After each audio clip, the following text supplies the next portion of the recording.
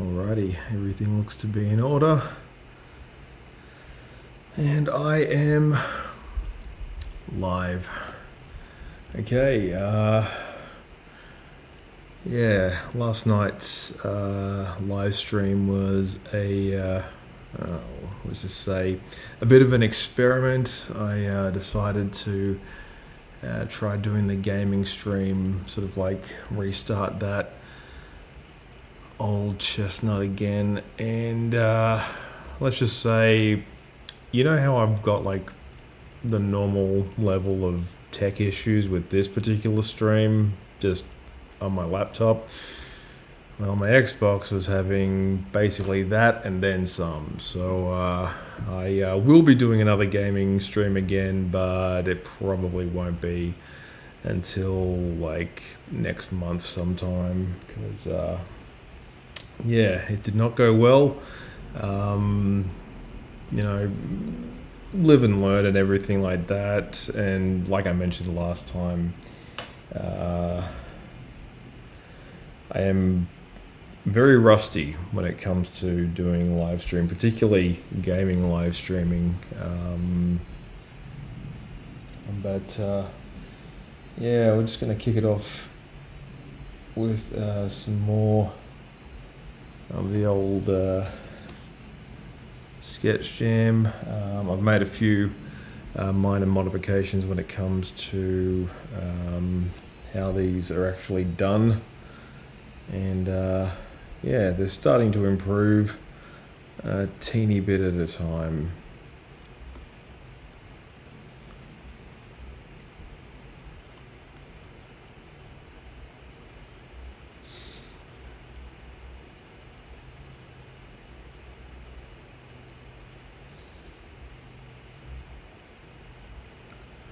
Just answering.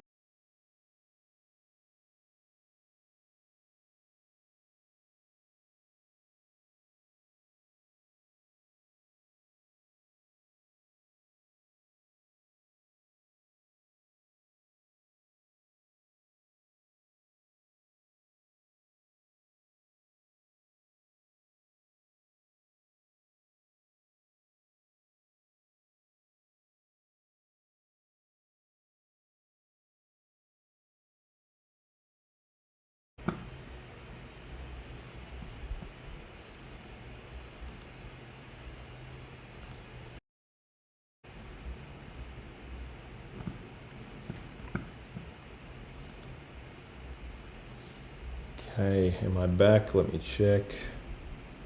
Am I back?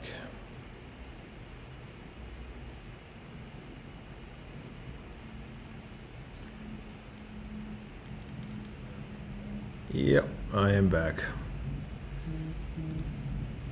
Fun times had by all.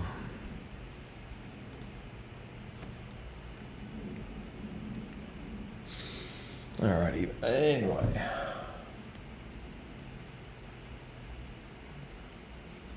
I'm just gonna rework this sketch here.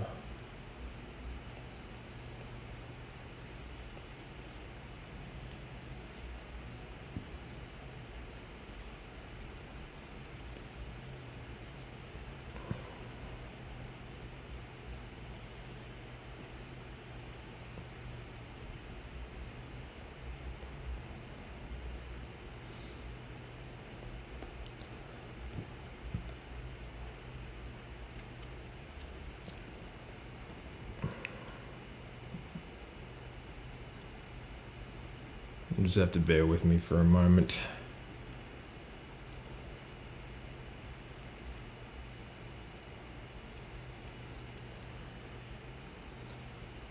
And while I'm here, I will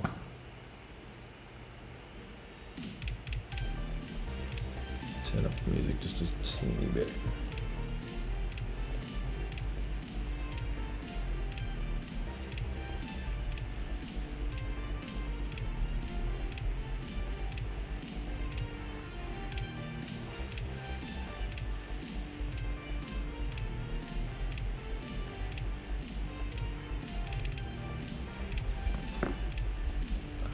I'm gonna find find what that dragon looks like.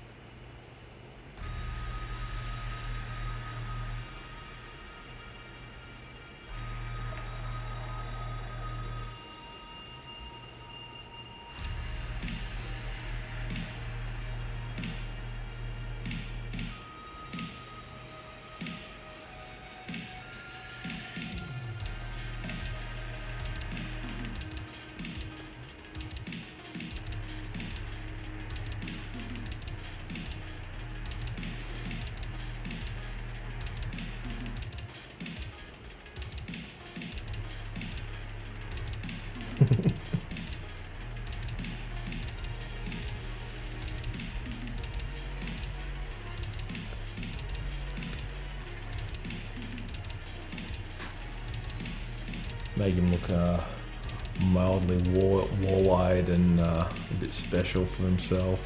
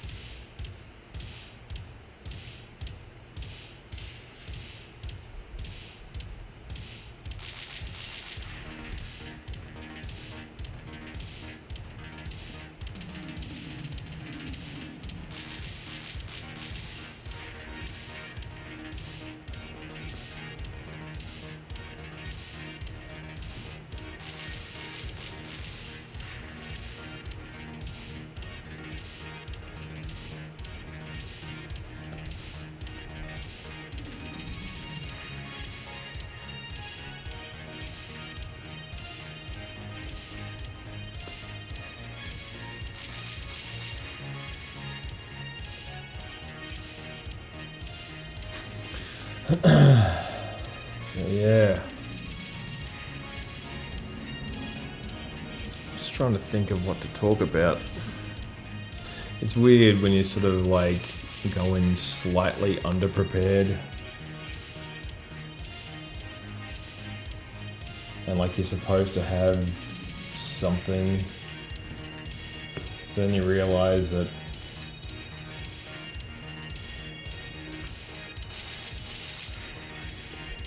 you draw a bit of a blank. And in many ways, it's a bit like being a stand-up comedian. It's like bombing on stage.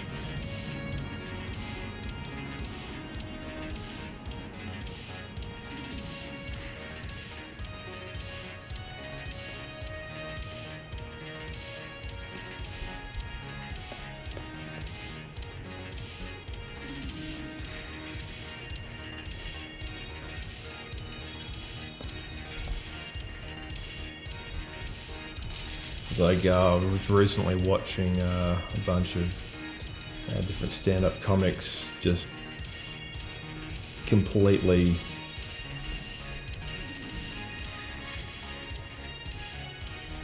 losing it, having like no comic timing whatsoever. And it's weird because like I know how that feels, because like I have very little comic timing myself. Like I can sort of be funny by accident.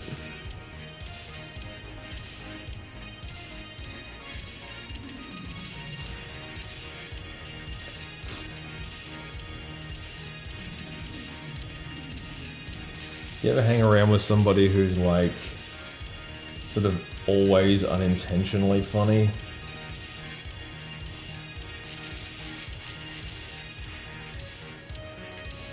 And it's just because of that reason, like you just advise them against ever, you know, pursuing a career in stand-up.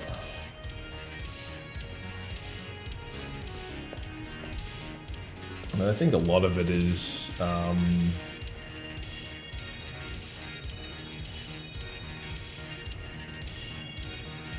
who you know in the business as well.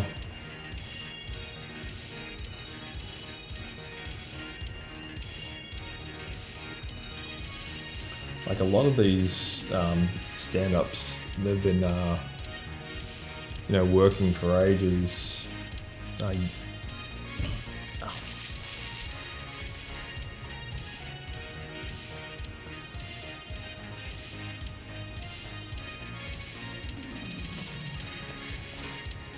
You know, honing their craft and all that fun stuff.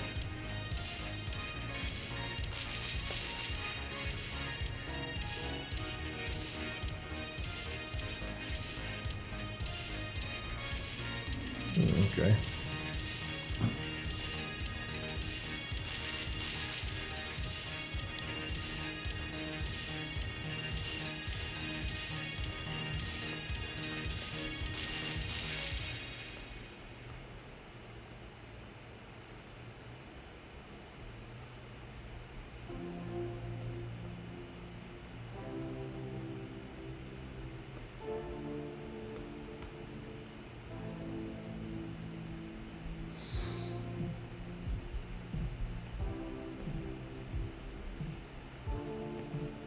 So I was watching these comedians absolutely bomb.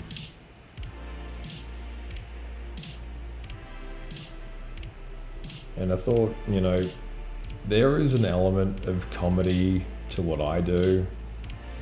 Like I work, you know, live and everything, just in my normal job.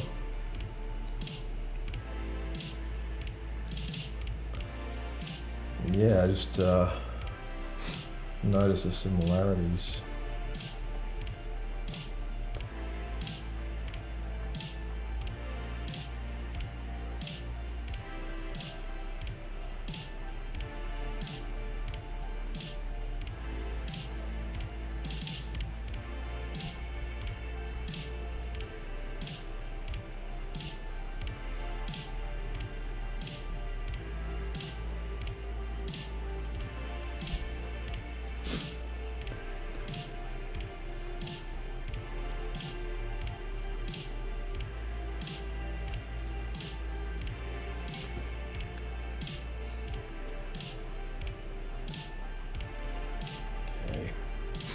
Just have to double check a few bits and pieces.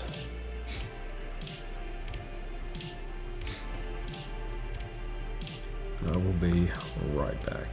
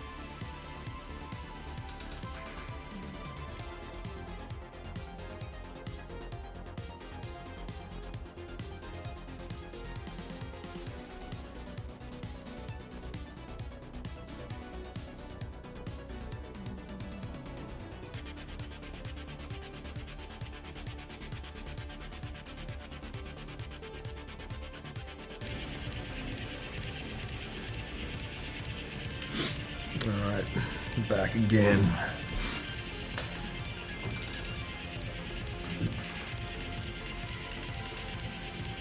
Might actually turn down that music just a wee bit.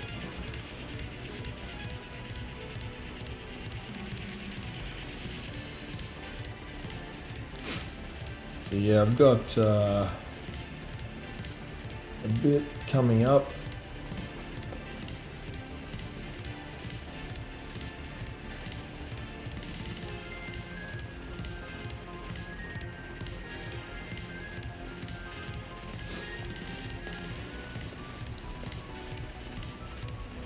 But it's all handled and checked for.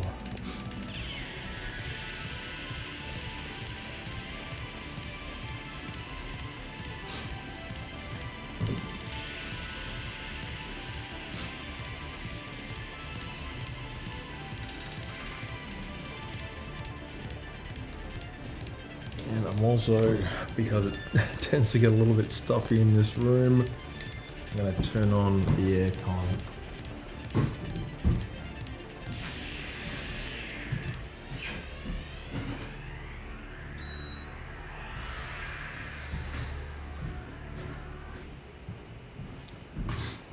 Get a bit of flow coming through here.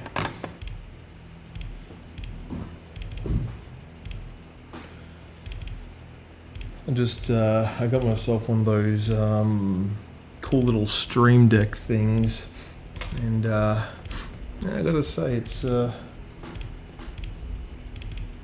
pretty cool little gizmo.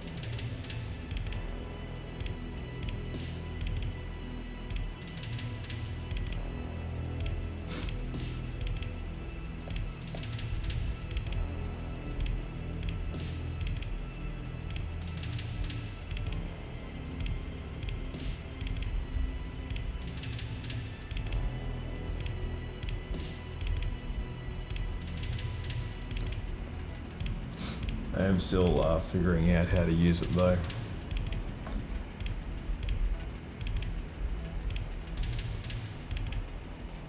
Yeah, yeah, with regards to the gaming stream, I did find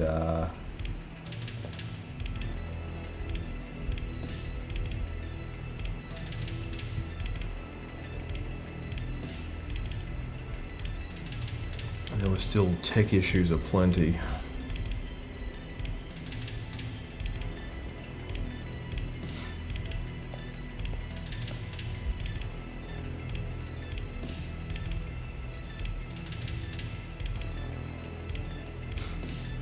That's just how it is, unfortunately.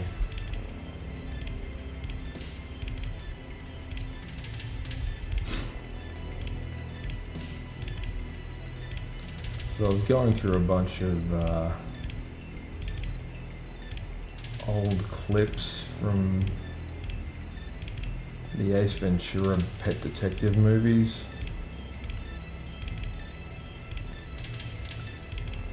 And I'm thinking of like kind of doing a retrospective review.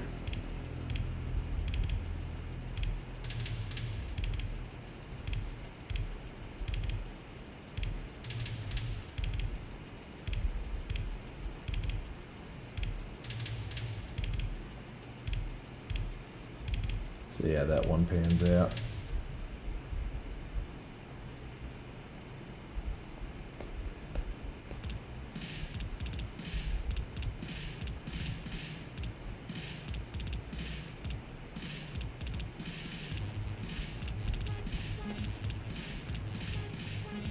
Also, the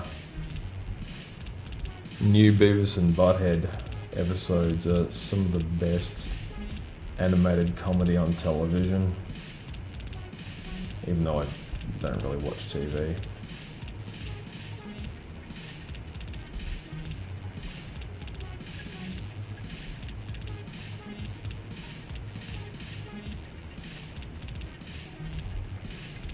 Like, Beavis and Butthead is still the most beloved, in my personal opinion, of like everything that Mike Judge has ever made.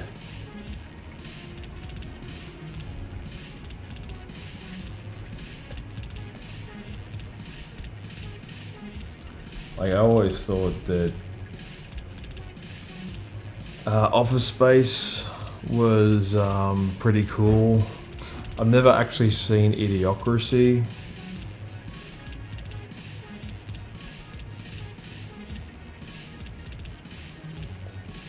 But I kind of want to now.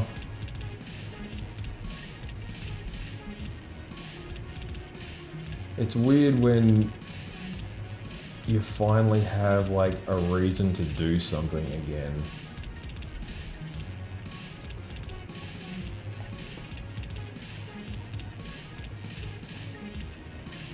Like, you don't think about stuff nearly as overthinking it.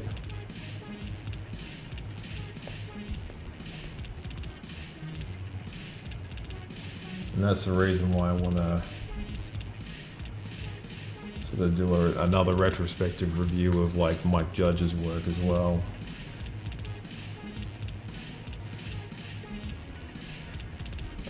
Because the interesting thing about King of the Hill, which is like the other sort of animated show that he made,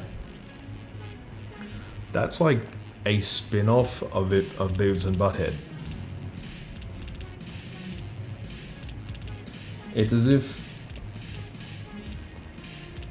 Mike Judge sort of saw this amazing world he'd created around these like two high school aged idiot like rebels,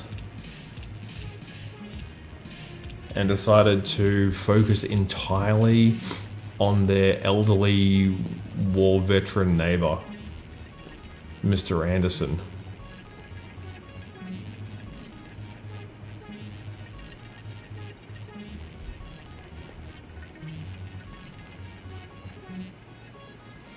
Obviously the voice is different, I mean,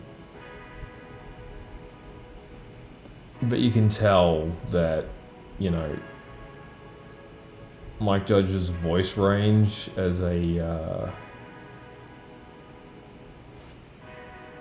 voice talent guy is not that like diverse. Like, he does the voice of both Beavis and Butthead. Like, he has full control over, you know, how that show is made.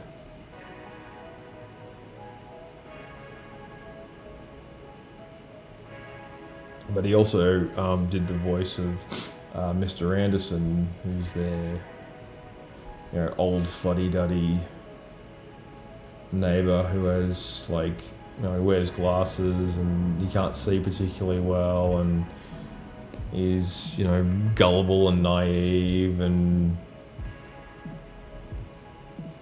just this sort of retiree character.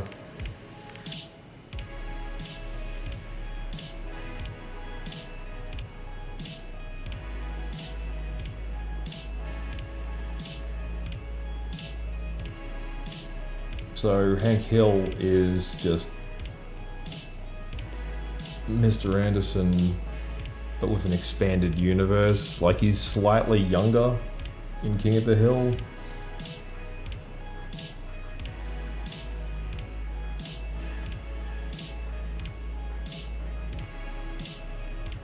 And he lives nowhere near Beavis or Butthead.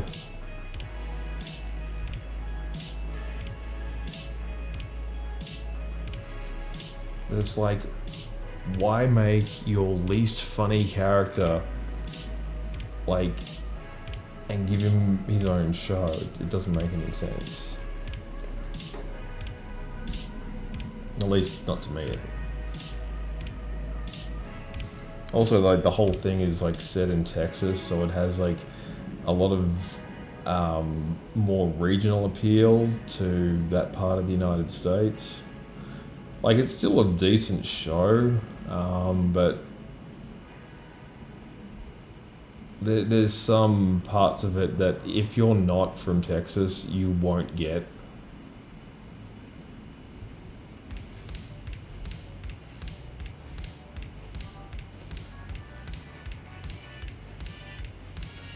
Because, like, Aussies are by and large obsessed with America.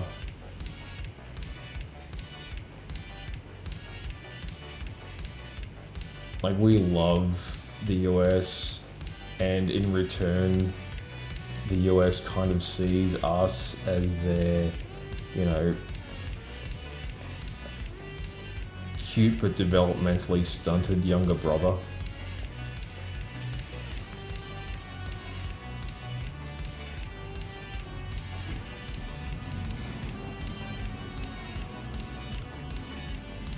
In fact, that may be almost too perfect of an explanation for Australia and how it's seen on the world stage.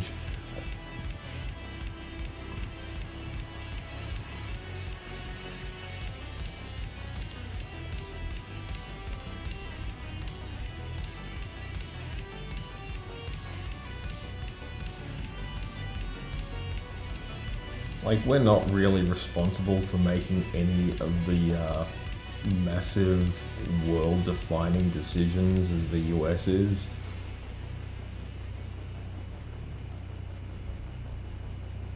Like, if this was the Avengers, we'd probably be Hawkeye.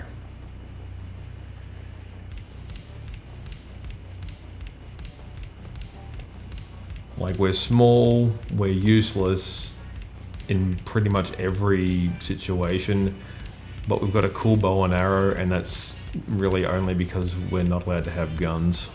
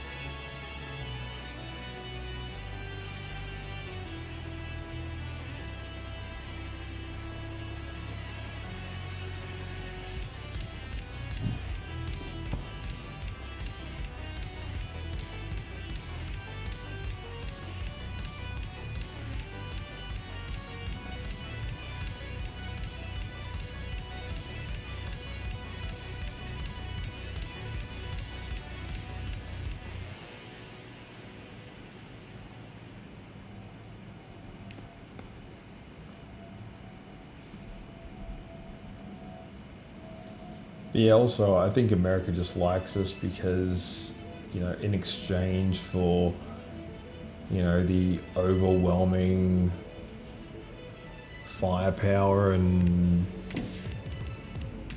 all that comes with it in terms of protection from the US. Like, essentially, the bargain is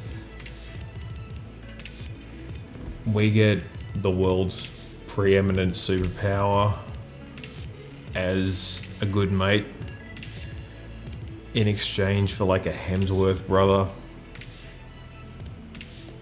Margot Robbie, Rebel Wilson.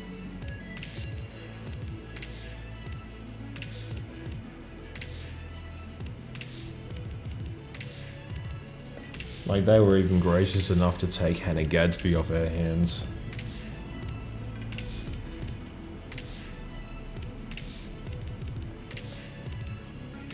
So we can't thank the United States enough for everything they've done.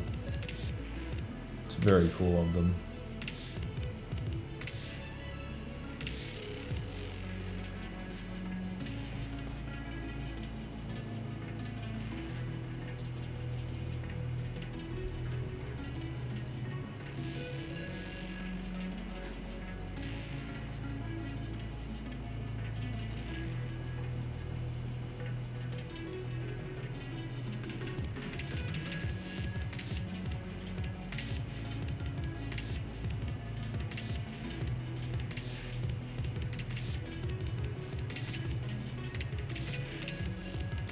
The only problem I have with this particular version of, what's it called?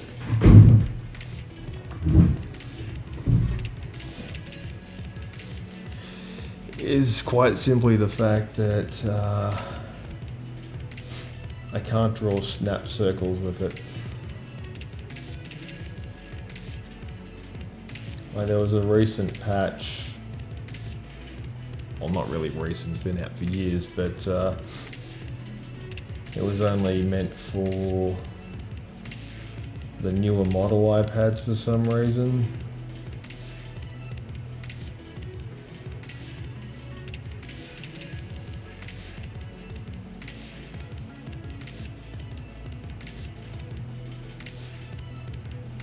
I don't know how it works.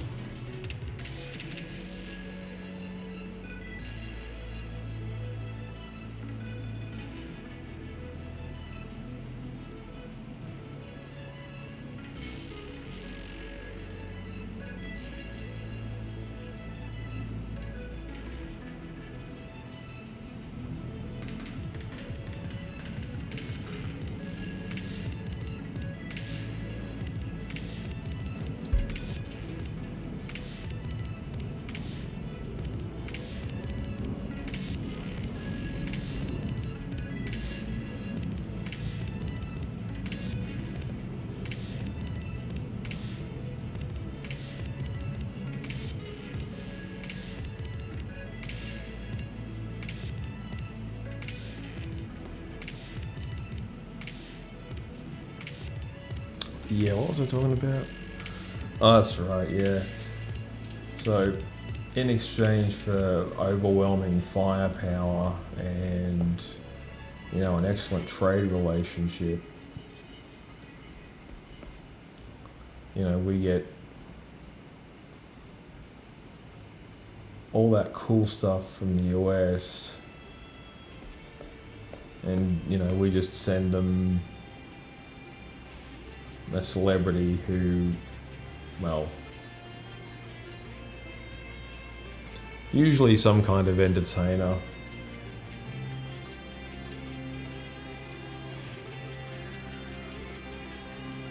And, like, you know, we regard Margot Robbie here as kind of a national treasure. Same with Nicole Kidman.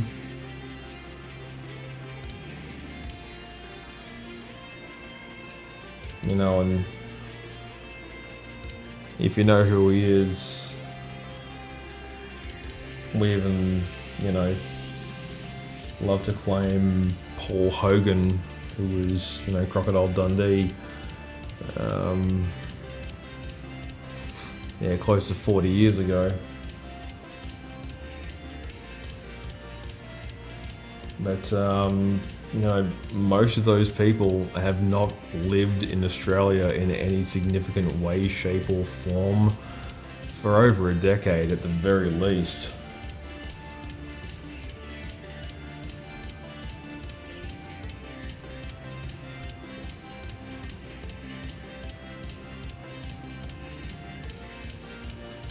And in many respects, I can kind of, like, absolutely sympathize with them. Like, I know why that is. I understand that mindset. It seems the longer that I live in Australia, the more I understand, you know, the need to travel.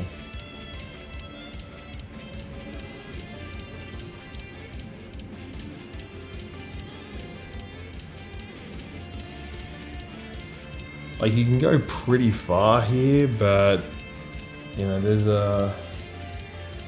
certain checks and balances and absolute limits to, you know, what an entertainer, which is essentially what I do, can achieve here.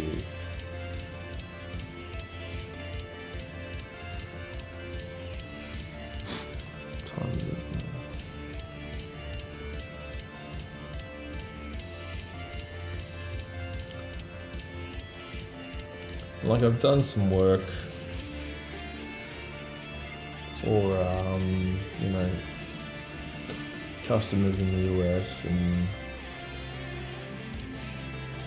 so far I've had a pretty positive experience. Although I must admit, you guys have a very confusing, like, tax form to fill out.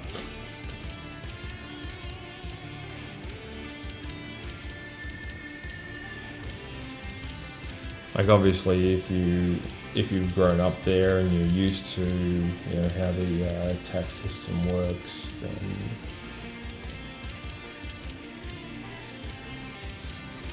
this little rant doesn't actually apply to you guys. But you know, I found that when I was, you know, completing the tax form to you know, be able to get paid for a job.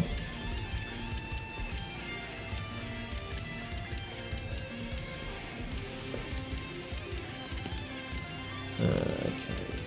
Come on, Ozzy. You can do it. You can do it. Come on.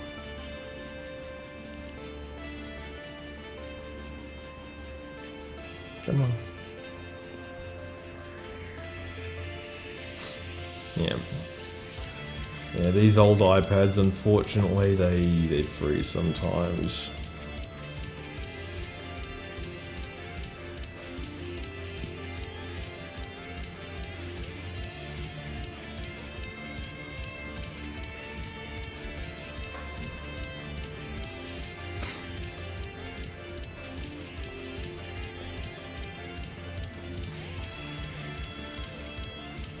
And it appears to have done so again,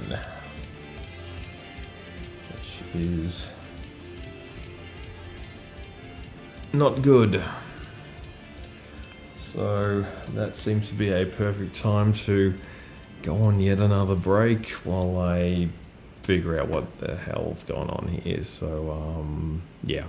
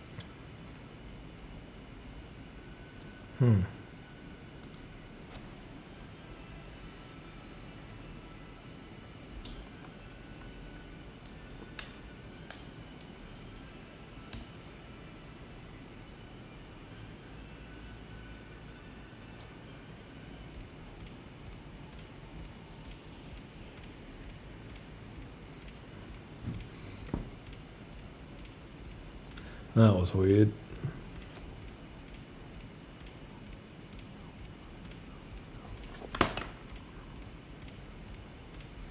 Let's try that again. Okay, much better.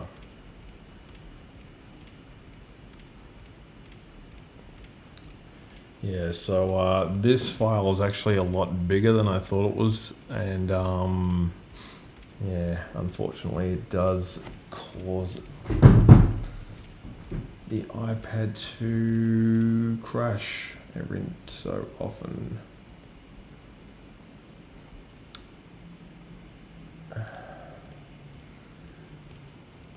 And for some reason, now the pencil won't work.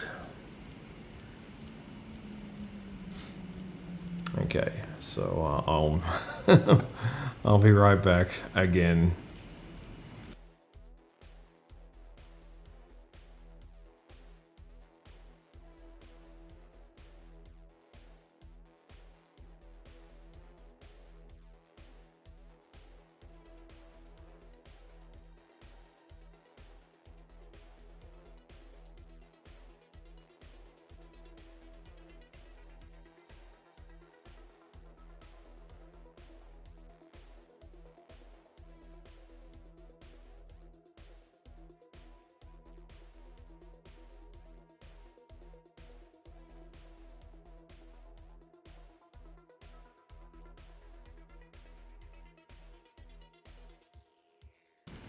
Okay, now I've got it working.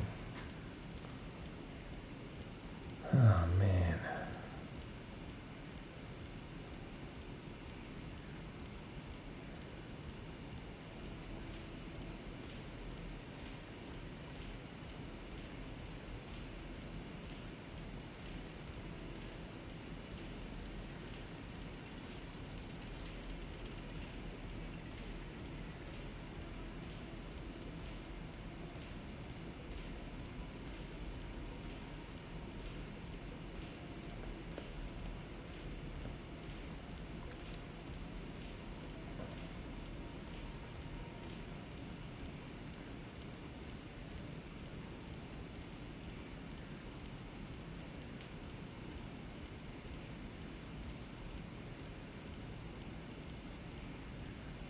So yeah, as I was saying,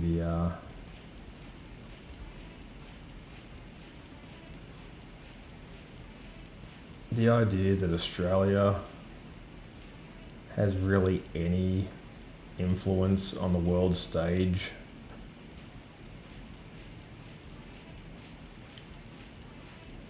is like a paradox of the country itself.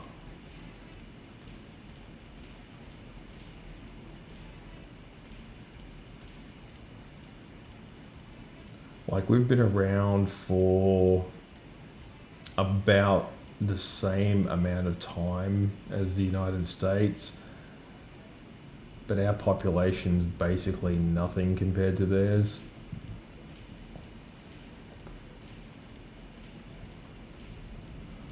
But we kind of act like it is.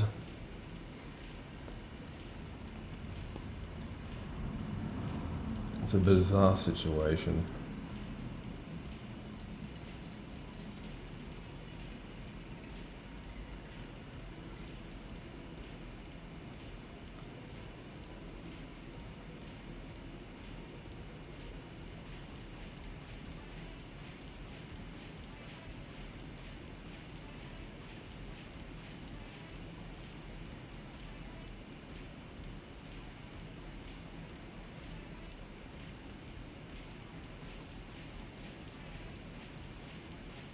So I've got like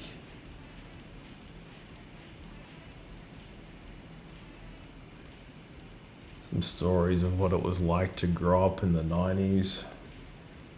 particularly in Australia. It's like we had this show on ABC, which is like our public broadcaster, and it was it was on in the afternoon, and it was sort of like, you know, when you got home from school, back before, long before, like, you know, mobile phones, when like the home computer wasn't really connected to the internet because the internet wasn't really a thing. Like we had this show called The Afternoon Show because, you know, it was taxpayer funded. And I actually used to like it a lot because they just, you know, played the stuff that was on like normal television. And I didn't realize what I was watching at the time was basically propaganda. It's a weird, like, situation to be in. And it's also like one of the reasons why we will likely never see a Captain Planet and the Planeteers like live action movie.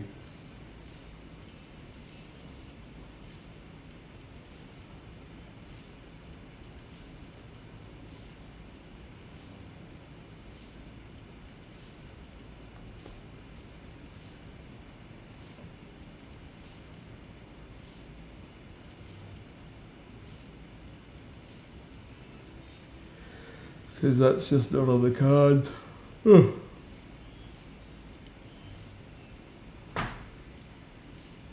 Yeah, growing up, you know, I used to sort of be more on the side of the Planeteers. But I found like the good guy characters always kind of bland and a bit boring.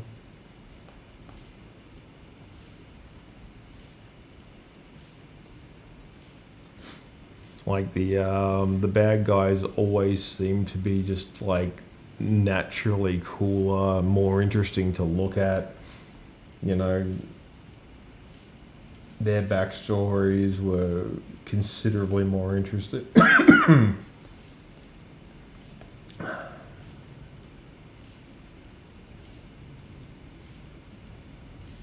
And they were like voiced by all these like old school celebrities. Like Jeff Goldblum was Verminous Scum, the giant mutant rat man. And the evil computer Hal was no, Mal. Yeah, it's actually called Mal instead of Hal, but you know, it was like malware or malcontent. And he was voiced by Tim Curry.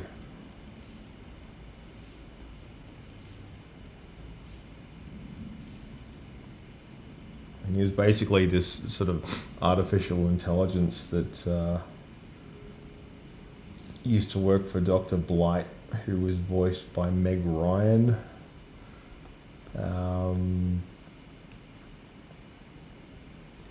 Who else was in it? Whoopi Goldberg was Gaia, the spirit of the earth. So like this whole sort of push for like, you know, net zero and everything, that started long ago.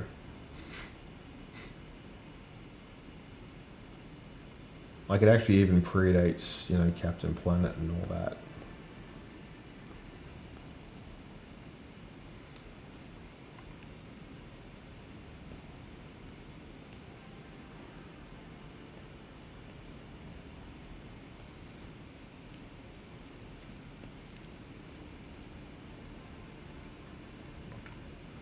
What else? There was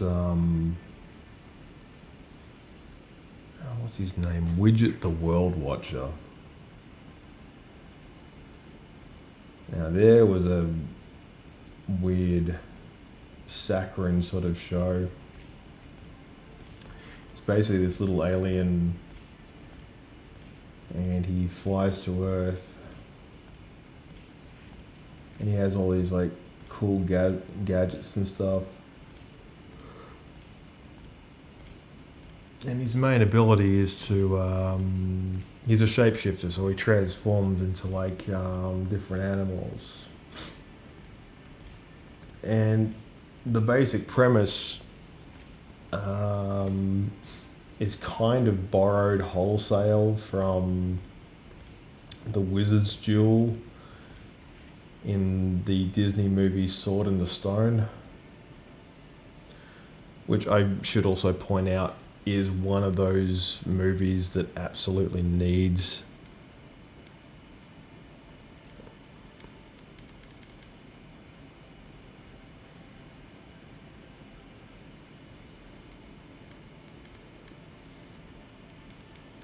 yeah.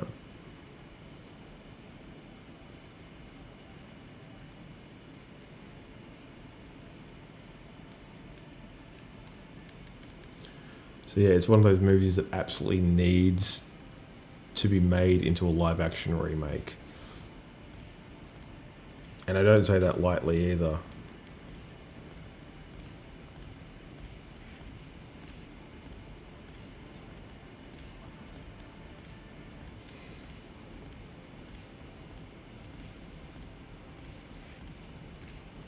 Like, of the live action remakes,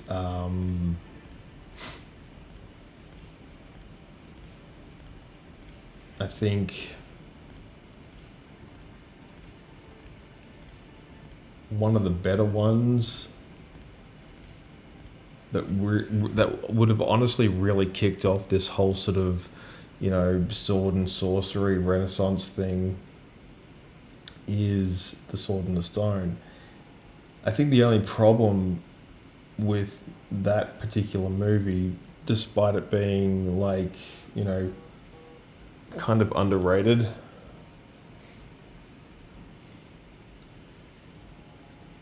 is the cast is kind of small.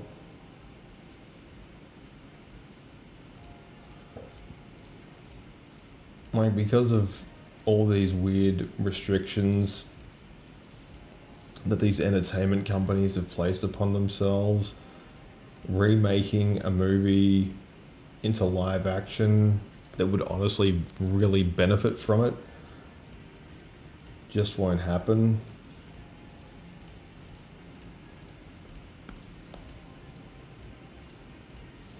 And that's a shame too, because like, I always liked The Sword and the Stone.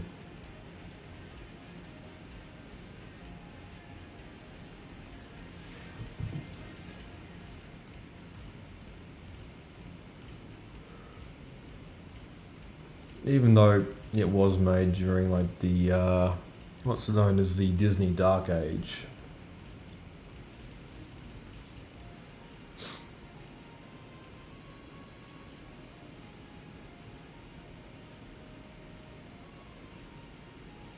Where everything was just kind of very hit or miss. The studio didn't have the kind of like titanic levels of power that it has now. And the animation department was struggling. These were the movies that were kind of made in that strange, like, no man's land between, just before the Disney Renaissance. And I'm a big fan of the Disney Renaissance because I was a kid when pretty much all those movies came out in rapid succession. Like, I wasn't a fan of all of them, but Lion King by far was my jam.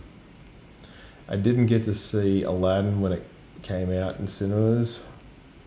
Because to be honest with you, I just wasn't that interested in that movie.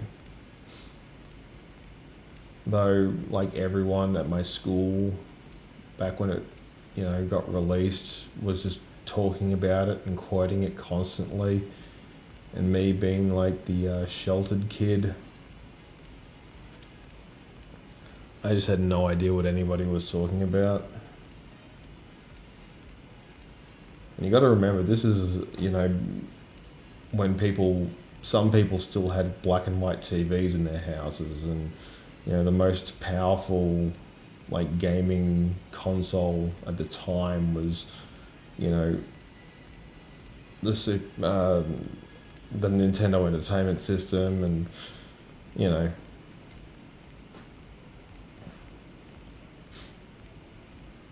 so it stands to reason that like the 90s would usher in all kinds of these changes.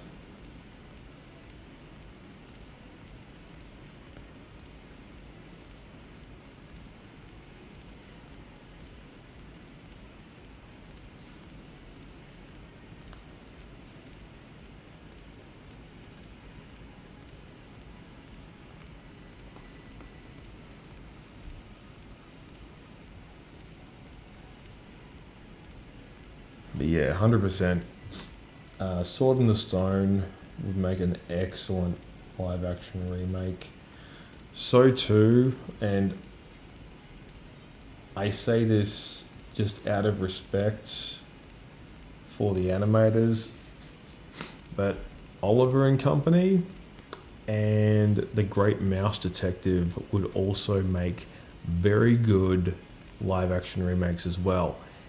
However, and this is a big caveat here, Disney needs to make these characters look like 3D versions of their 2D counterparts. They can't just do this whole like, hey, let's just sort of, scan a real dog or scan a real lion, or just sort of type in Google warthog and just sort of use AI to make it.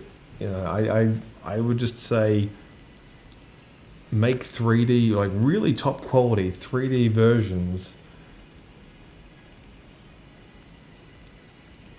of the animated 2D classics.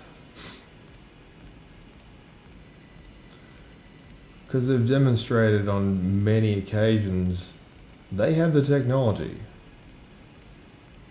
They were almost able to achieve this with like that weird Robert Zemeckis Pinocchio.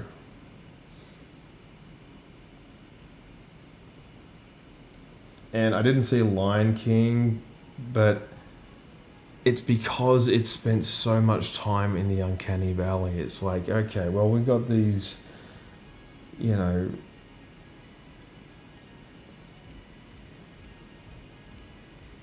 characters that look like real lions and like real sort of African animals.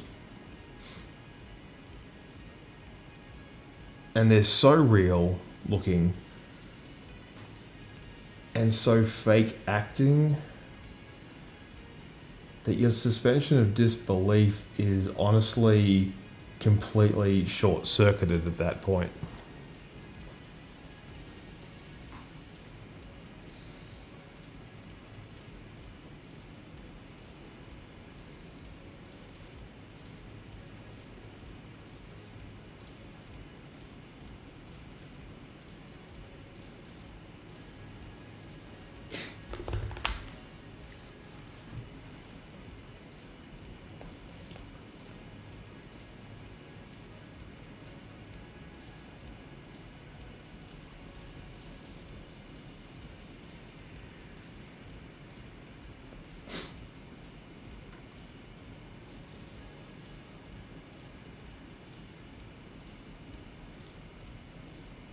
Yeah, it's a weird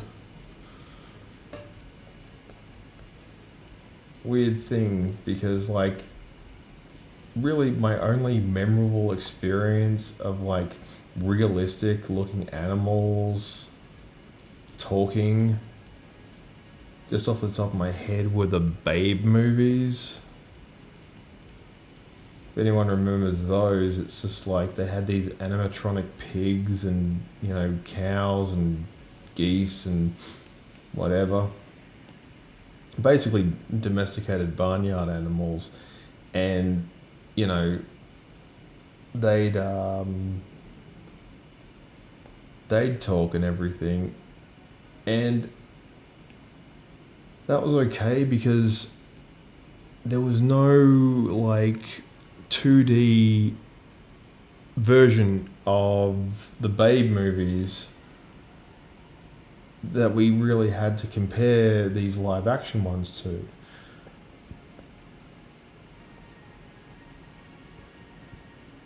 But like all these live action remakes that Disney's, steadfast on making,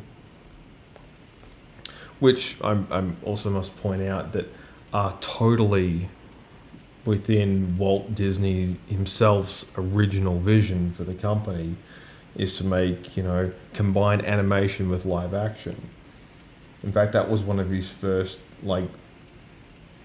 and most ambitious movies that he ever made. Was he attempted to do Alice in Wonderland with, a real girl as Alice, and, all the Wonderland characters were just animated and around her, and it kind of worked, but it was crude looking.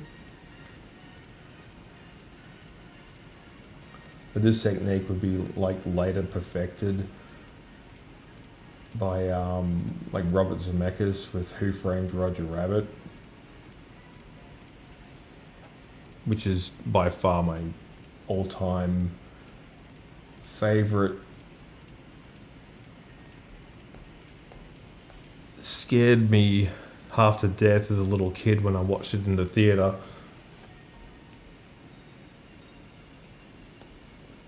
Because up until then, my entire experience of cartoons was just ooh, bright colours and friendly stuff. And now I'm greeted with some of the most horrendous, scary scenes I've ever seen. And all these familiar characters acting very weird. Not as bad as, say, what Ralph Bakshi would make.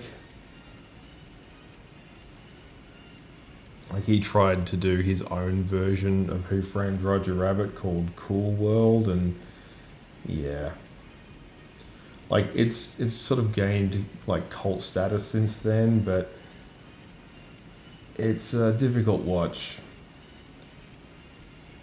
It stars a young Brad Pitt.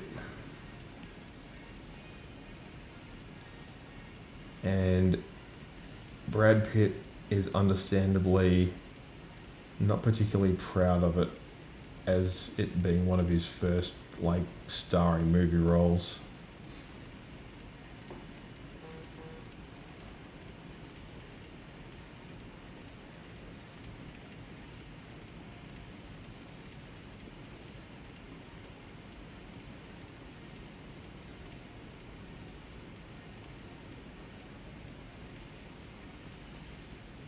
Yeah, back to this whole idea of live action remakes. They just announced that there's going to be a live action remake of How to Train Your Dragon, which I did see and I did like, but I don't. I'm not particularly interested in a live action remake of that particular series, like I am with pretty much all the others.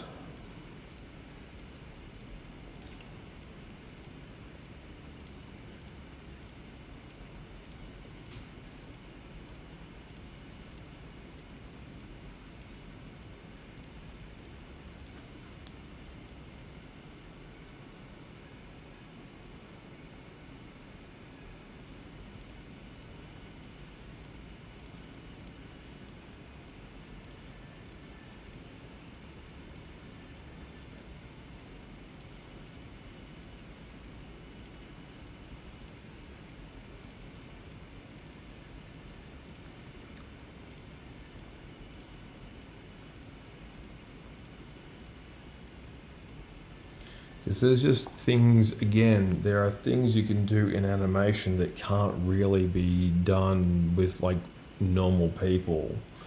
And I get that, like, obviously the technology has come pretty far, but I don't see it as being far enough.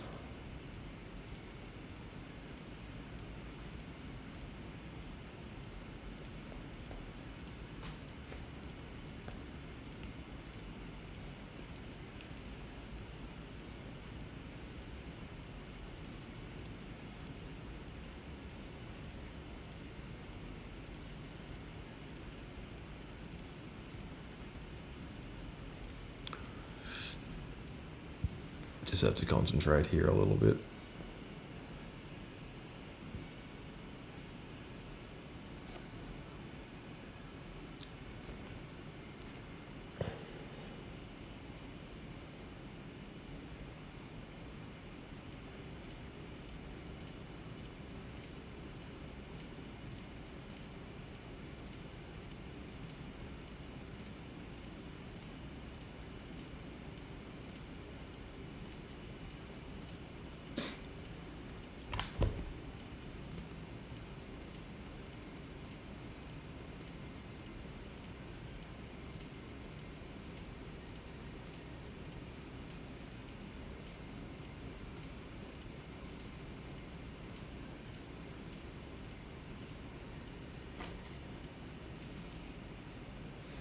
So yeah,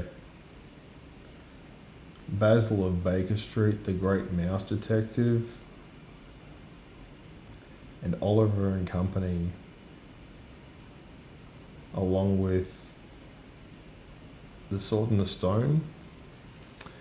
And my final one would have to be Black Crystal. No. Black Cauldron. Black Crystal is fine the way it is because it's just like, hey, you know that guy that came up with Sesame Street and the Muppets? Well,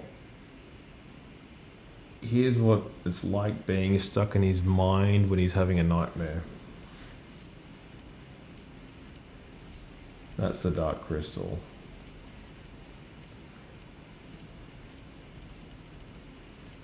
Like, it just looks too grotesque to really be like enjoyable in any capacity. And like a lot of those practical effects from that time were just so beautifully made and so ugly to look at that you just kind of wonder, you know, what was going through their minds when they made them. And the other scary thing about the practical effects from back then is a lot of them are still around, and quite a few of them are in private collections and, you know, being kept very much in almost perfect condition. But there's a lot of other like movie props from, you know, 40 years ago that are just slowly decaying into nothing. So you've got all these old masks and all these old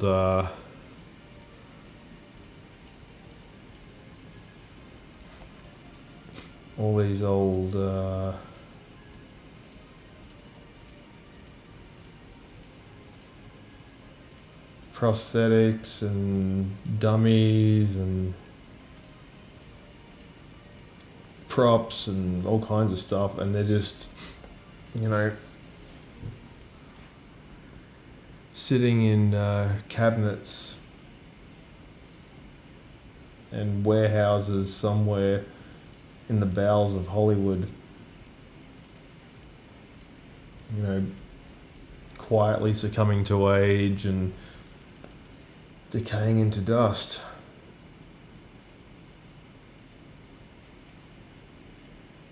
And there's something, you know, surreal about that. Like, you know, watching, for instance, The Labyrinth with like David Bowie in it, and then looking up Hoggle, who's like the little dwarf goblin guy who helps Sarah through the maze.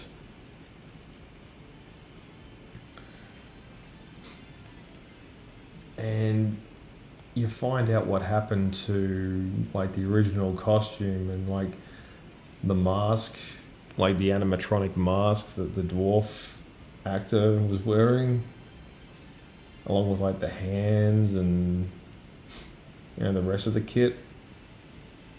And the head just looks, genuinely pathetic. Like all the silicone and foam rubber and latex and paint work is just rotting away and crumbling to bits.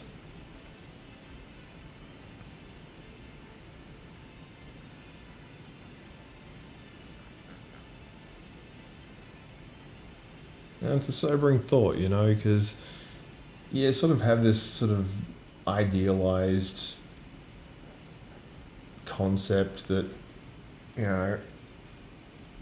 of all things that can't possibly be biodegradable,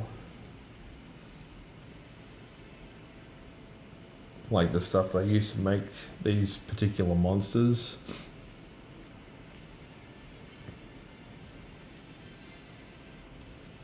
Which, if you grew up back then and you had no frame of reference for these, rather confronting looking creations from like Stan Winston and Jim Henson and the crew at ILM, you'd be forgiven for just going, okay, these are things that belong in a haunted house. They look terrifying. I don't want anything to do with them.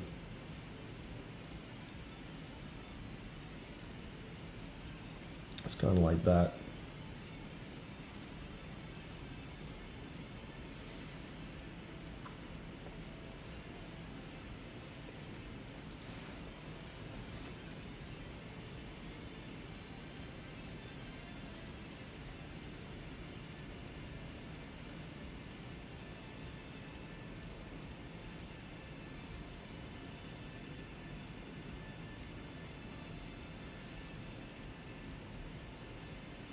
So this one's coming together rather nicely.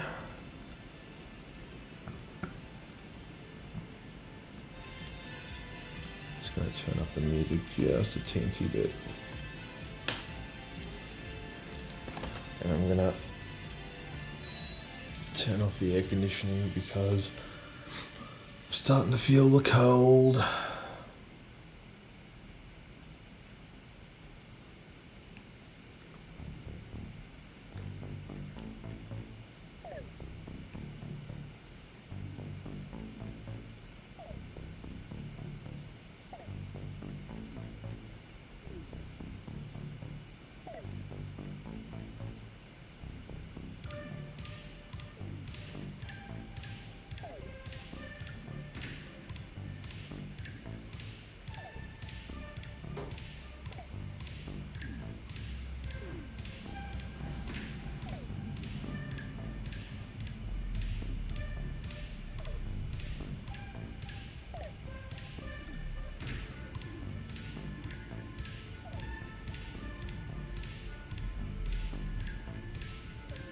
Sounds like someone's got their music up too loud and it's not just me.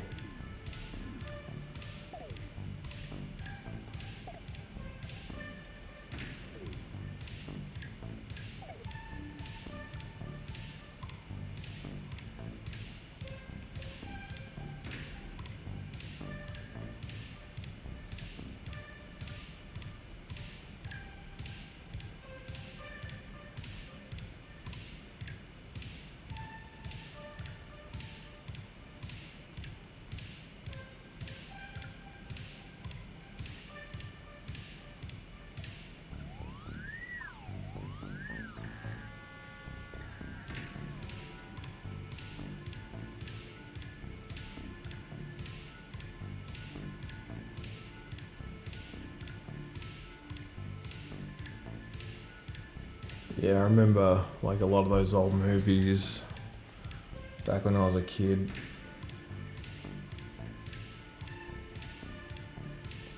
And the thing is, like, having no frame of reference and really only liking cartoons and, like, you know, content that just featured just normal people. Like, I was a big fan of Degrassi when I was a kid. Because I'd watch it, like, and take notes. Well, mental notes of what to expect if I ever found myself in a Canadian junior high school. And the problem is there wasn't really an equivalent Australian show back then. To my knowledge, I don't think there is even to this day.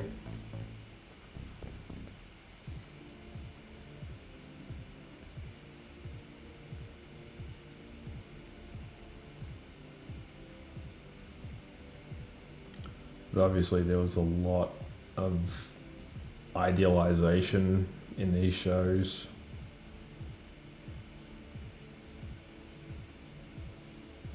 Like, the acting wasn't particularly good, but you know, considering the audience that it was made for, it doesn't have to be.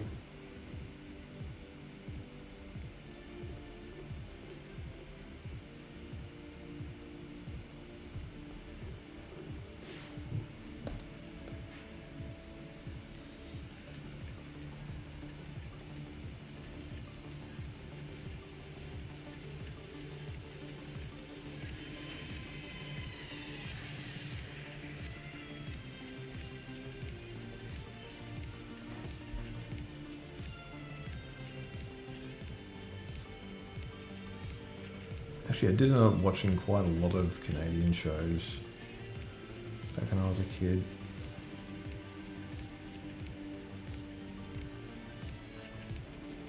Because, like, Australian shows are fine. Like, apparently Bluey is still, you know, up there as, you know, in the top 10 for kids animation. And the Wiggles have essentially reigned supreme for so long as, you know, family friendly, you know, distract your kids for a couple of hours while you catch up on the duties around the house kind of content. Like, the Wiggles are so, like, massive and ubiquitous now that they've been able to outsource the brand, and now you can get, like, Wiggles bands for, like, every country. There's like a Wiggles band for, like, Mexico, and a Wiggles band for Singapore, and a Wiggles band for Japan, and a Wiggles band for, like, South Africa. Because, like, you know, all the songs are catchy, but the original band are, you know, they're getting old, and, you know, the original, like, lead singer, he's got, like, some, you know, chronic illness now, so they haven't, you know, the original lineup, a group formerly known as the Cockroaches, they haven't performed together since, like, the late 90s or early 2000s. Like, the only original band member Wiggle that is an active, like, participant in being, you know, representing the original band is the Blue Wiggle.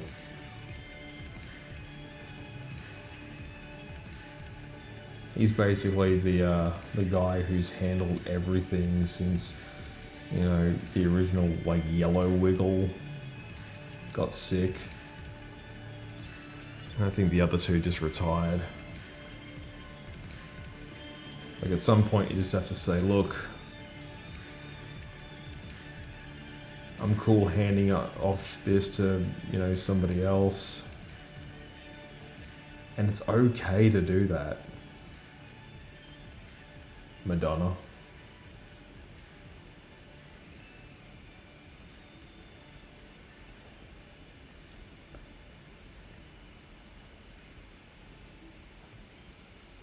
Like, it's weird seeing Madonna, who's, you know, basically morphed into this strange version of the mascot character from the Saw movies, on the body of an Italian nonna. Like, you know, Madonna is Italian American, and, you know, she's morphed very much so into a nonna, and seeing her like try to keep up this just endless reinvention of herself is just getting, you know, out of hand. Like, if she's got the energy to keep doing it,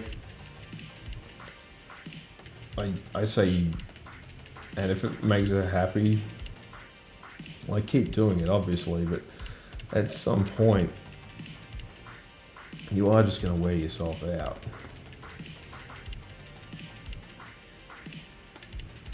Like, I feel that way, you know, when I go to the gym, and I just find myself yawning. I think you know that your fitness goals are probably a little bit further out of your reach than you realize when you're on like some kind of like workout machine and you just start yawning like you just want to go to bed.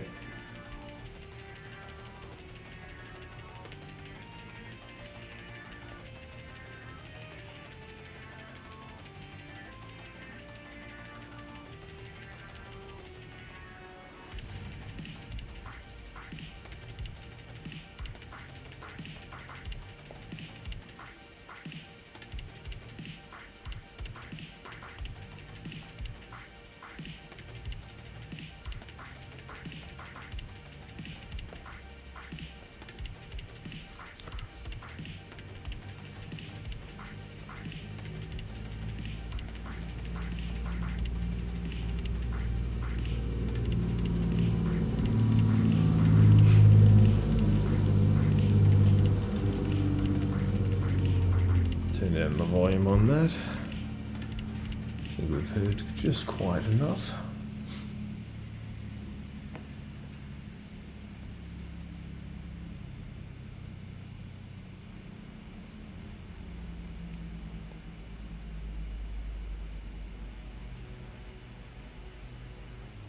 So yeah, like,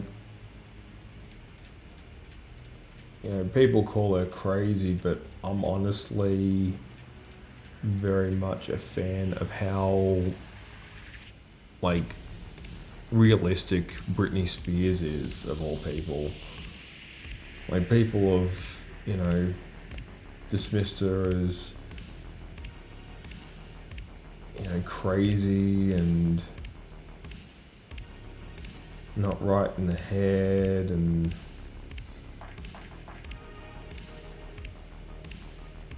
I personally think that her recent announcement to quell rumors that she is somehow returning to the music industry, you know, there might be a new album in the works, and, you know, she's planning on making a huge and long overdue comeback, are just rumors that she's crushed once and for all. Like, there is something truly admirable about somebody who's made a humongous and well-deserved amount of money in their youth and they just want to enjoy being financially independent.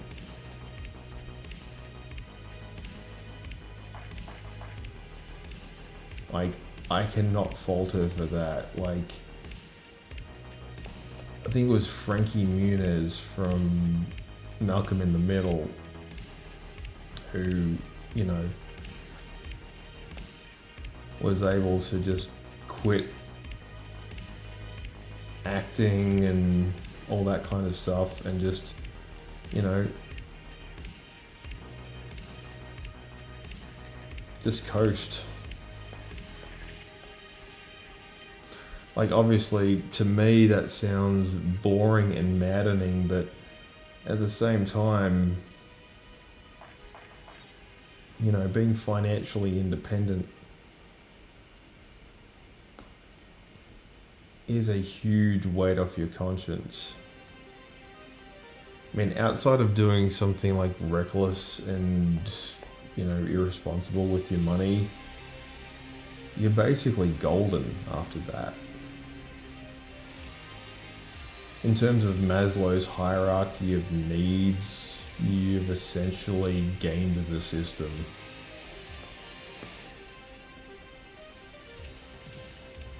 You're a child star who basically saved.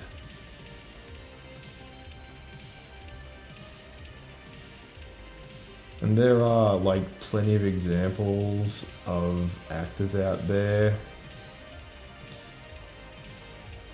who just, you know, blew all their money on stupid stuff and poorly thought out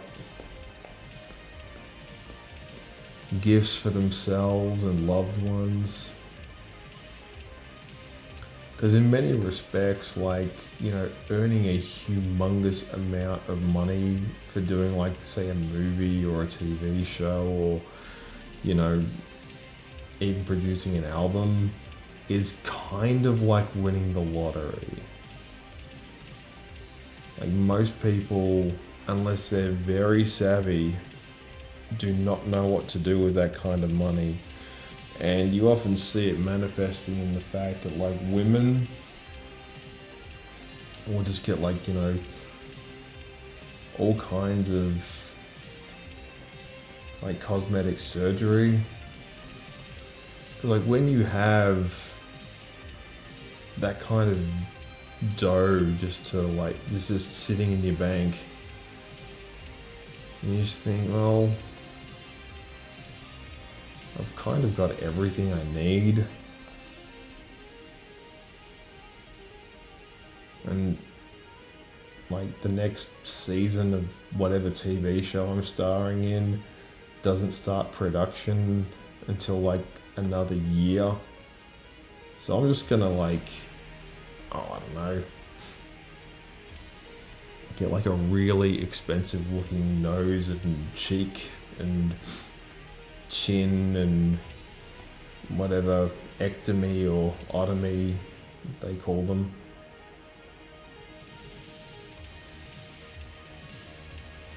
Like, it recently happened with Erin Moriarty, who's the girl that plays, what's her name? Starts something from The Boys. Like, she's a classic beauty. She's a perfect combination of, like, Girl Next Door meets cheerleader, meets, like, innocent charm, meets, you know, just hot gamer girl kind of look. And now she's just, like, just done all this completely unnecessary procedures to her own face, and she just looks kind of like her, but if somebody tried to draw her from memory, or an AI program just made its best possible guess and it needs a patch to fix that up. Like, I get that women are also, like, way more naturally insecure about their looks, and those looks fade with surprising like rapidity. But Erin, you didn't need to do that. And now she's kind of stuck with the look forever. Because the thing about like cosmetic surgery is a lot of those doctors aren't particularly artistic.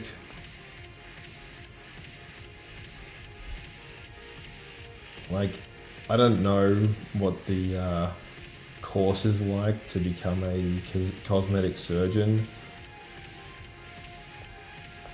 but if it doesn't include like some kind of basic art school training, or at the very least the doctor knows how to sculpt, I wouldn't go see the guy.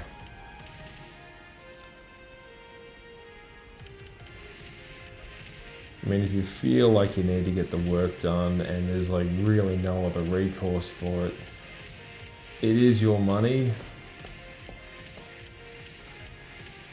But I personally wouldn't do it.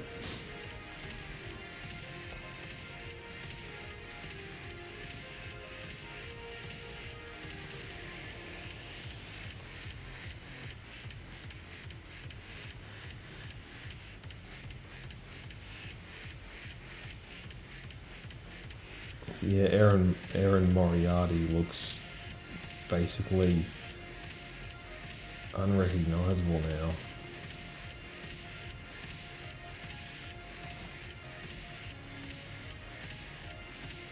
It's like whoever convinced her to do that, just don't next time, please.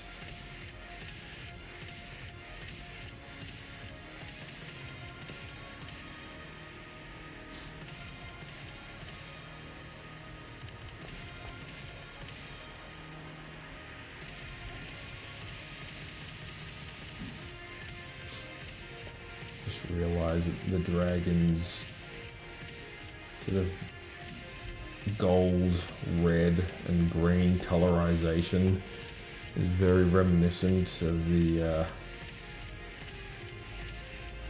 brand colors of the Gucci logo.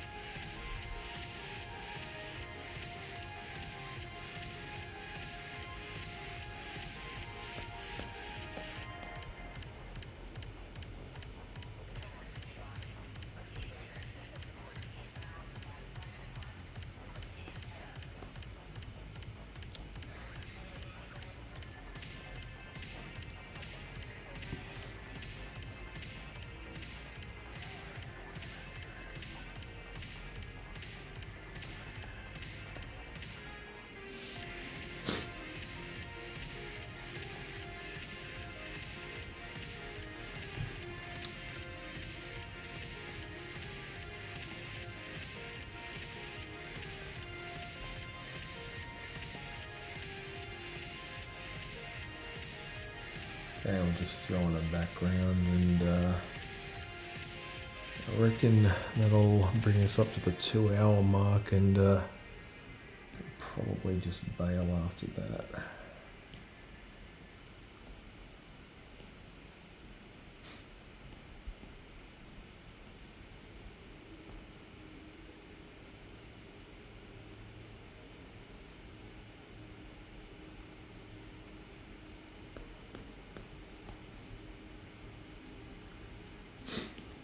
Filling that white.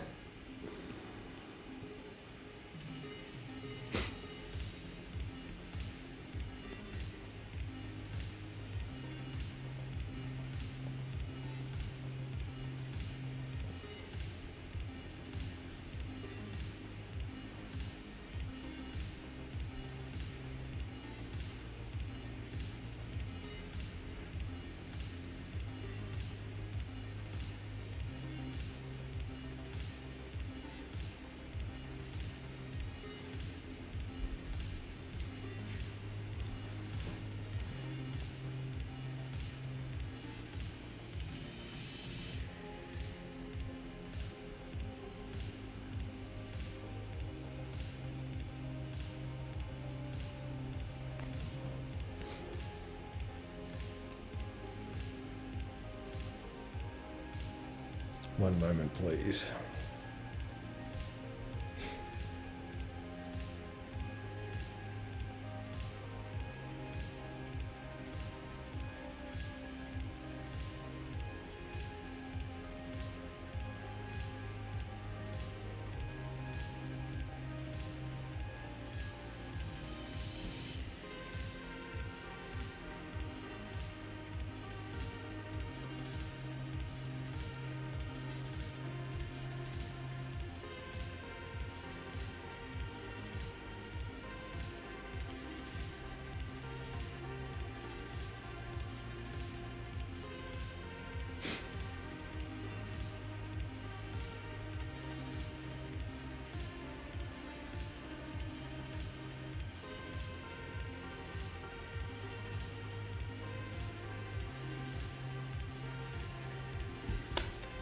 Here we go.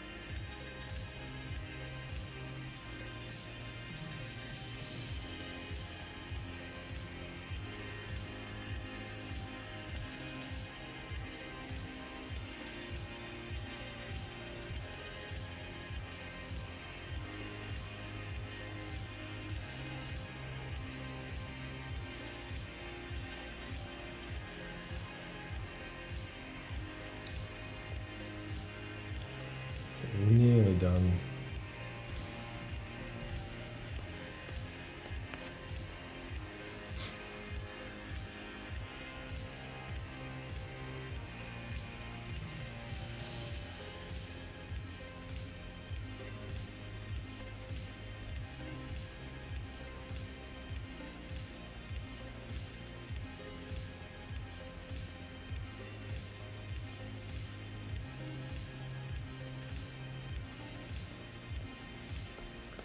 This is going to be so cool when it's finished. At least in my humble opinion.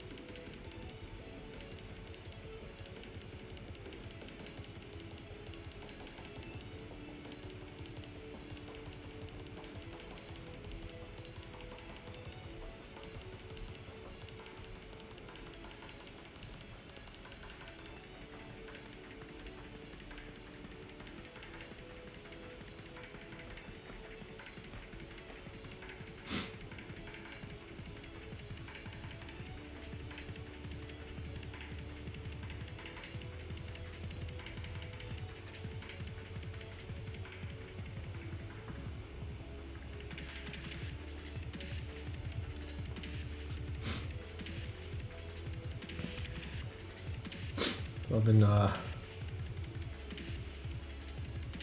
pretty good with the old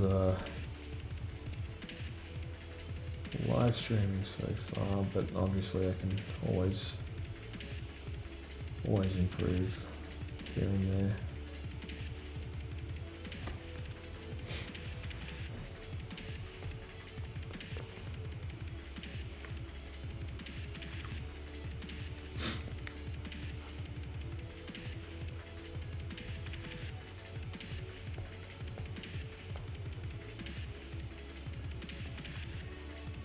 always room for improvement.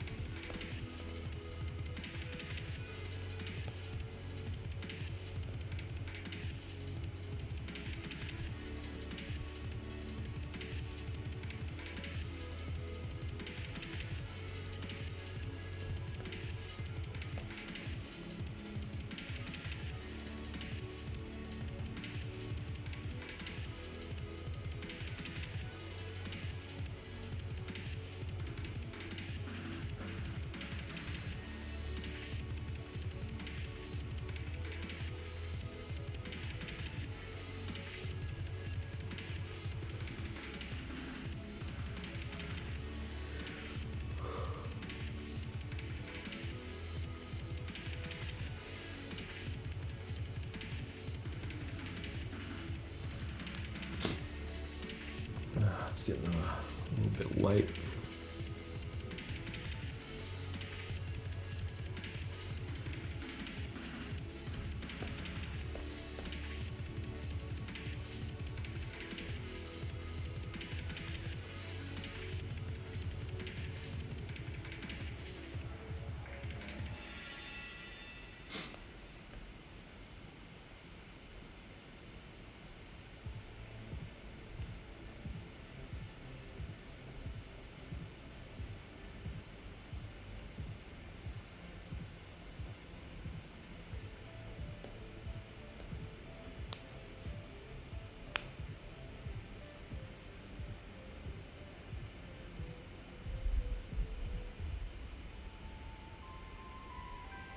I could probably just flood fill these, but I find hand painting them in is, in a way, kind of therapeutic. Find that there's just so many things that can be done that are productive, that are also like super relaxing. It's one of the reasons why I got into being a cartoonist in the first place. Like, I'd worked normal jobs alongside like drawing for a living, but when I got to the point in my life where I could actually take the plunge and make this my full-time job, that was a special moment, not gonna lie.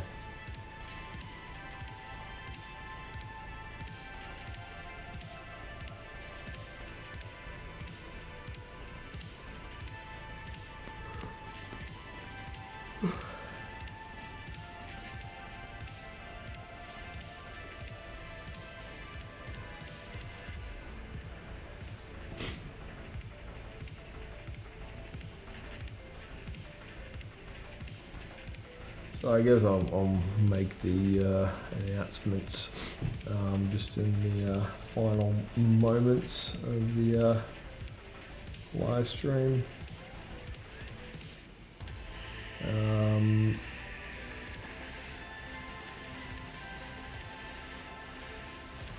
I will be doing another gaming live stream relatively soon. I haven't decided when, and I haven't decided what game. But I do need to, you know, Bring some variety to the old stream.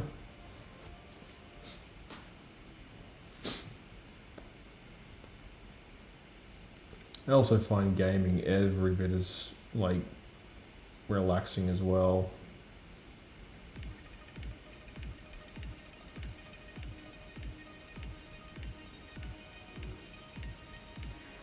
Whew. But yeah, I'm actually way more tired than I realized. I'll just finish up here.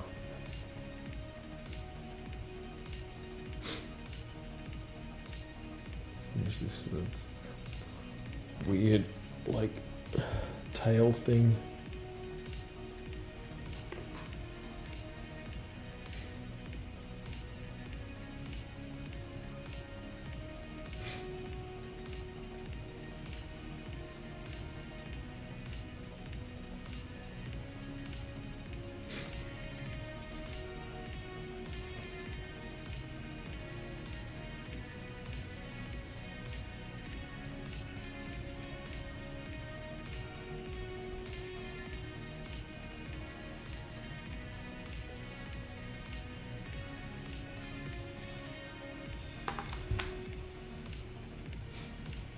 Oh, hey there.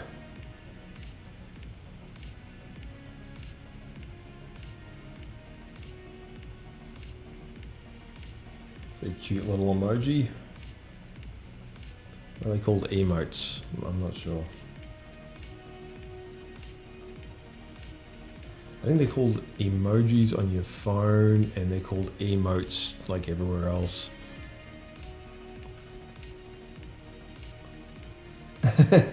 2022. Has it really been that long?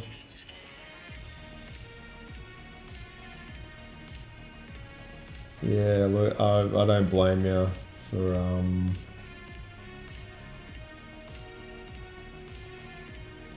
taking a bit of a break. I've kind of been that way myself. So what you're watching right now is actually a culmination of me wanting to reach certain like goals, and also obviously there's a very much the incentive of the driving force that is the New Year's resolution behind this as well. But I was actually getting back into streaming like properly like sort of around December. I got a proper game plan and everything on how I was gonna make my my big return.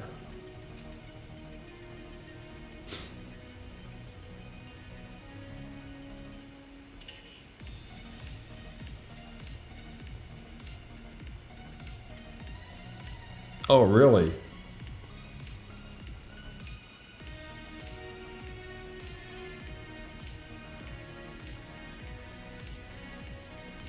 So you'll have to refresh my memory. What part of the world are you in again?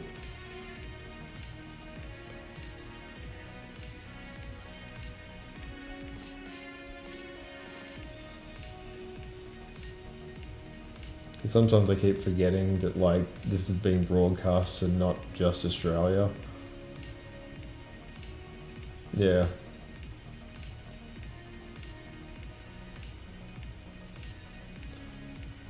And that just reminded me that like most people in the US are only either just waking up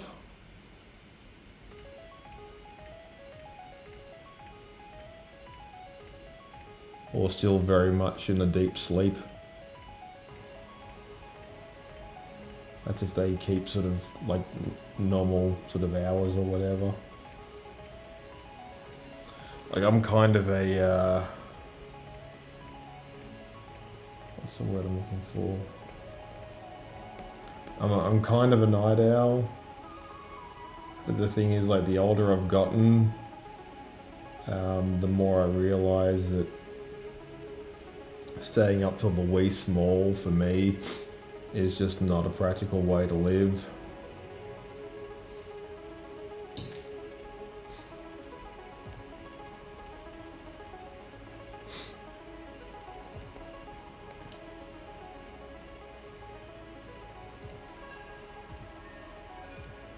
Yeah, sort of coordinating my stream between Australia, like going to bed, and the United States waking up is always kind of a sort of a weird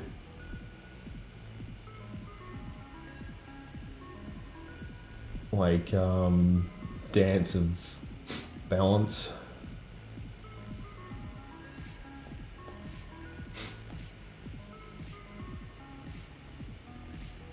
It's kind of like buying a round for your friends and having to solve a game of Twister on your way back from the bar.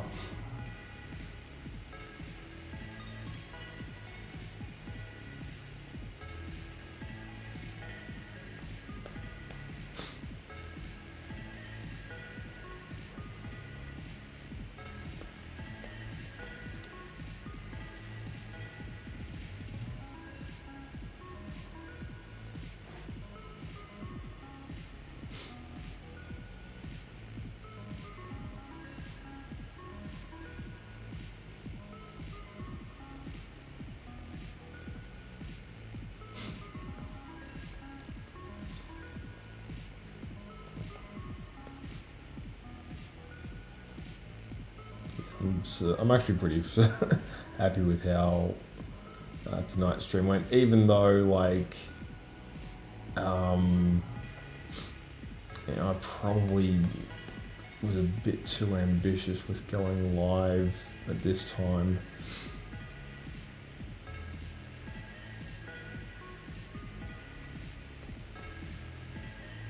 I've been playing around with the idea of doing a stream sort of during the day, which is kind of like the evening time for most of the US.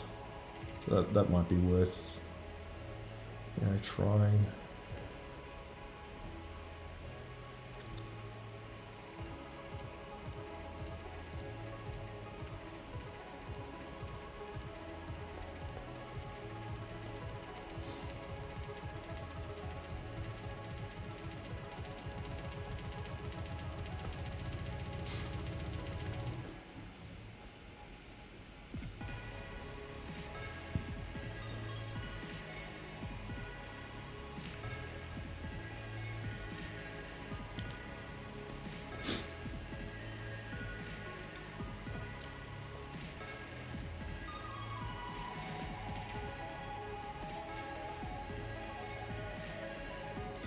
Yeah, time zones are weird.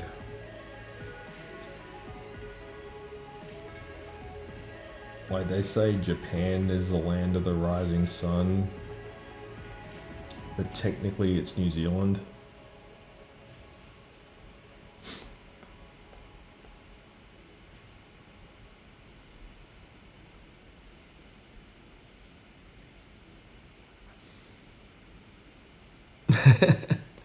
I love it. Yeah, it's weird having to sort of juggle the two different time zones and everything.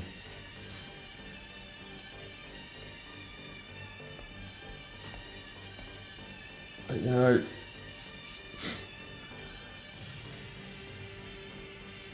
each one is just a notch on the belt at the end of the day, or at the start of the day.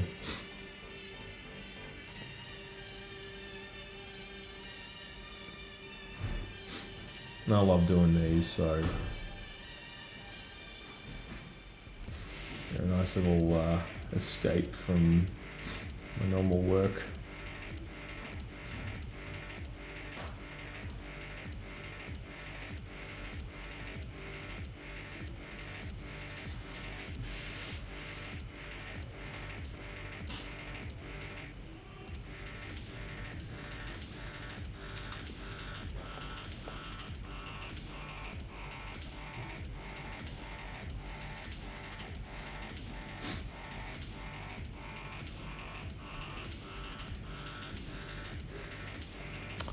Ooh. It's slightly longer than I was expecting to. No big deal. I'm kind of on a roll though. It's just weird, like, and once I'm sort of in the zone, I can just kind of draw these with relative quickness. Yeah, it just becomes a lot easier.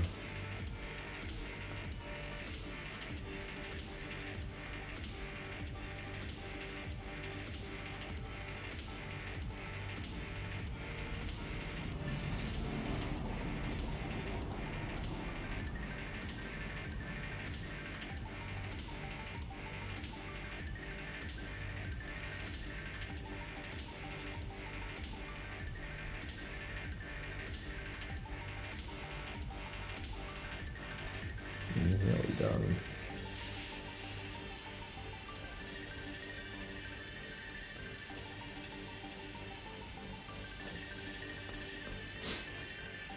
Like, I'm not too precious with these ones because realistically this will only appear for maybe 2 seconds in the final like animation.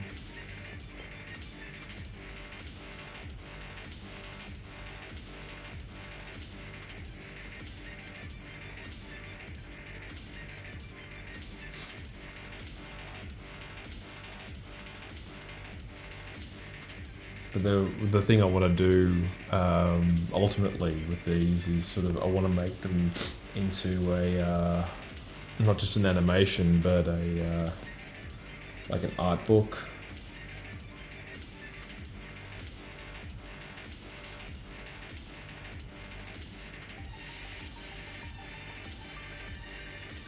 Or even just like a normal portfolio stuffer.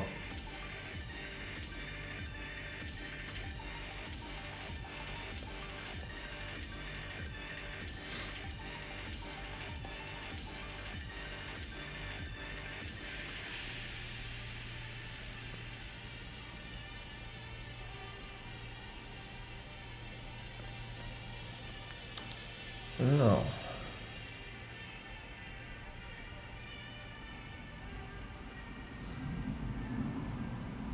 It's getting close to almost that time.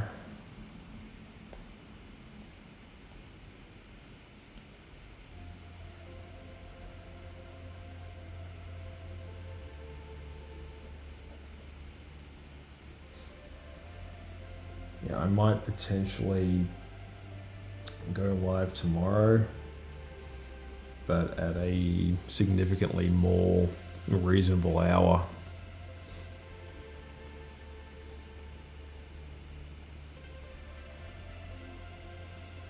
So you guys might be able to catch me a little bit more than before.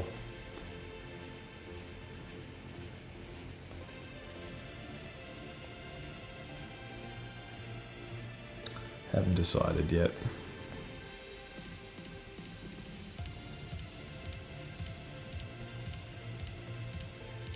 It's all part of the routine, I guess.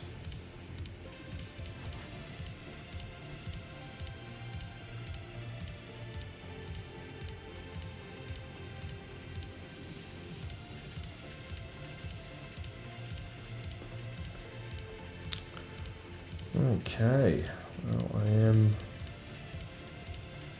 pretty happy with that. So yes, once again, thanks to everyone who tuned in tonight, and also in the morning as well. Miss Soldier, it has been such a long time since I've spoken to you. It's actually really cool to know you're still out there. And yeah, I will venture to sort of, I guess, diversify my times when I go live, because yeah,